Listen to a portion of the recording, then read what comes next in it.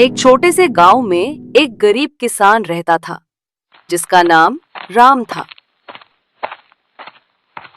वो अपने परिवार के लिए अनाज उगाने के लिए खेतों में मेहनत करता था, लेकिन सूखे की वजह से फसलें नहीं हो रही थीं। राम के पास इतने पैसे भी नहीं थे कि वो अपने खेतों में सिंचाई कर सके।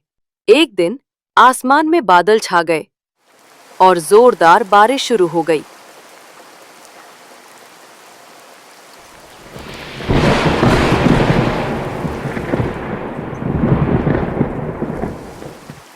राम के खेतों में पानी भर गया और उसने सोचा कि अब तो सारी फसलें बर्बाद हो जाएंगी।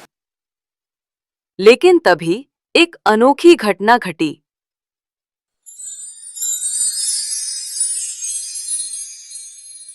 बारिश के पानी में कुछ चमकता हुआ दिखाई दिया। राम ने जब उस चीज को निकाला तो वो एक पुरानी सीलबंद डिब्बी थी। राम ने डिब्बी को खोला और देखा कि उसमें सोने के सिक्के भरे हुए थे। राम की खुशी का ठिकाना नहीं रहा। उसने सोचा कि शायद ये खजाना बारिश के पानी के साथ बहकर आया होगा।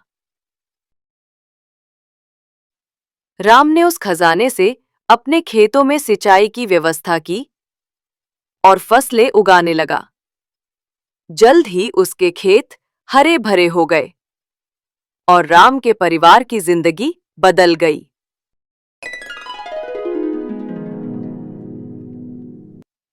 लेकिन राम को ये पता नहीं था कि उस डिब्बी में एक और रहस्य छुपा हुआ था।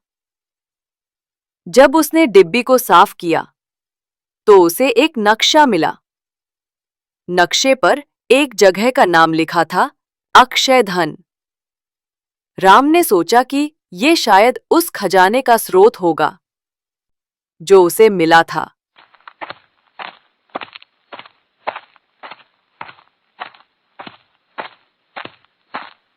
उसने नक्शे के अनुसार उस जगह की तलाश शुरू की।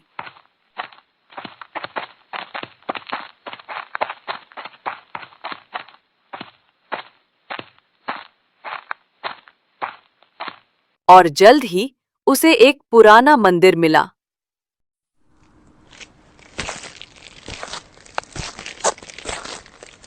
मंदिर के अंदर राम ने एक और खजाना खोज निकाला जो पहले से भी बड़ा था।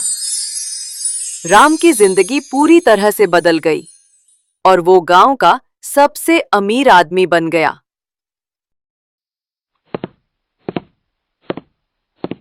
राम ने सीखा कि कभी-कभी मुश्किल समय में भी एक नई शुरुआत हो सकती है।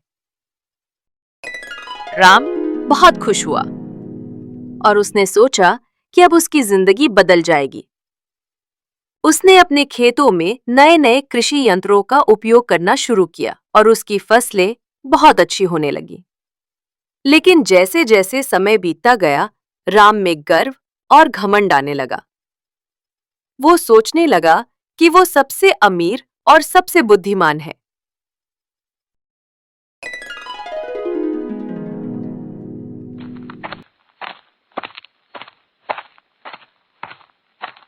जब गांव के लोग उससे मदद मांगने आते, तो वो उनकी मदद नहीं करता था। वो सोचता था कि वो अब अमीर हो गया है और उसे किसी की जरूरत नहीं है।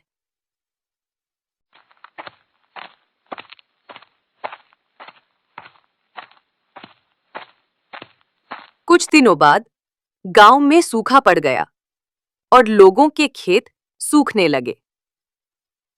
राम ने अपने खेतों में नए-नए कृषि यंत्रों से सिंचाई की व्यवस्था की और अपने खेतों को हरा भरा बना दिया।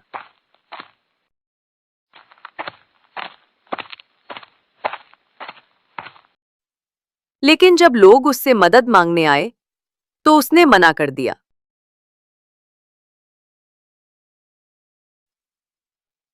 उसने कहा कि वो अपने खेतों का पानी किसी और को नहीं दे सकता है।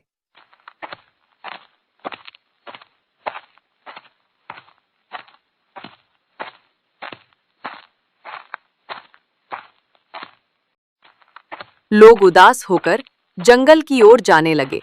तभी उन्हें एक बूढ़े बाबा मिले।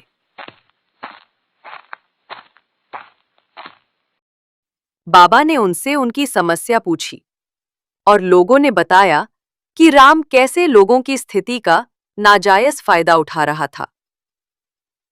बाबा ने उन्हें आश्वासन दिया कि वो राम को समझाएंगे।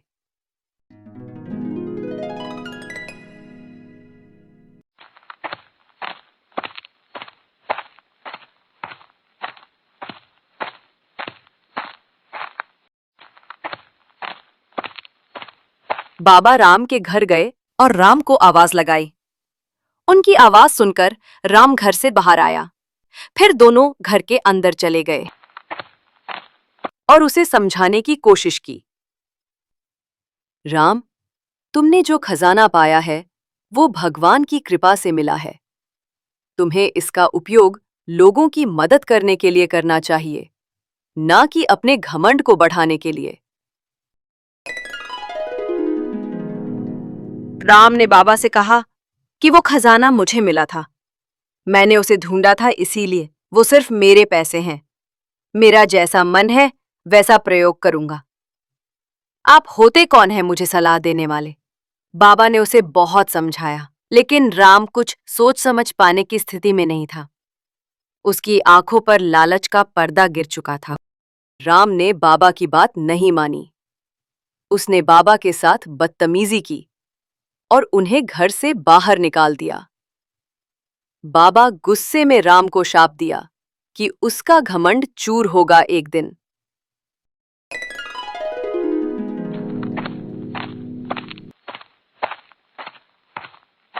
कुछ दिनों बाद एक रात अचानक जोरदार बारिश हुई।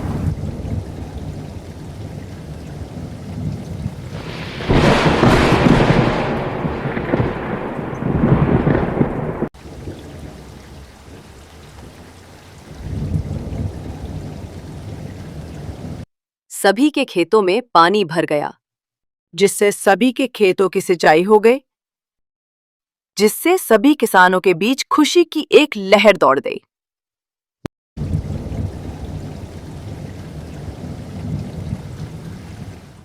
लेकिन राम के खेत में ज्यादा पानी की वजह से उसकी सारी फसल बर्बाद हो गई, जिसे देखकर राम फूट फूट कर रोने लगा। और लौटते समय बाकी किसान के खेतों में पानी देखकर राम को अपनी गलती का एहसास होने लगा और उसने सोचा कि शायद बाबा का शाप सच हो गया है। राम को अपनी गलती पर बहुत पछतावा हुआ। उसको उसके कर्मों का फल मिल चुका था। धीरे धीरे उसका सारा घमंड चूर हो गया। जहां बाकी लोग भगवान का शुक्रिया करके खुशी में झूम रहे थे, वहीं दूसरी तरफ राम अपनी करनी पर रो रहा था। उसने सबसे माफी मांगी और समय के साथ अच्छा इंसान बनता गया। इस कहानी से हमें ये सीख मिलती है कि कर्मों का फल सबको इसी जन्म में मिल जाता है, और हमें जब मौका मिले किसी की मदद करने का तो हमें जरूर करनी चाहिए। इस कहानी से हमें यह भी सीखने को मिलता है कि घमंड और अहंकार कभी भी किसी के लिए अच्छा नहीं होता है। जब हम अपने कर्मों के अनुसार फल प्राप्त करते हैं तो हमें अपनी गलतियों को स्वीकार करना चाहिए और उनसे सीखना चाहिए। राम की कहानी हमें यह भी सिखाती है कि सच्ची खुशी और सफलता दूसरों की मदद करने और उनके साथ अच्छे संबंध बनाने में है, न कि सिर्फ अपने लिए धन और संपत्ति जमा करने में। इसलिए हमें हमेशा विनम्र रहना चाहिए और दूसरों की मदद करने के लिए तैयार रहना चाहिए। घमंड और अहंकार से बचकर हम अपने जीवन को सार्थक और सुखी बना सकते हैं।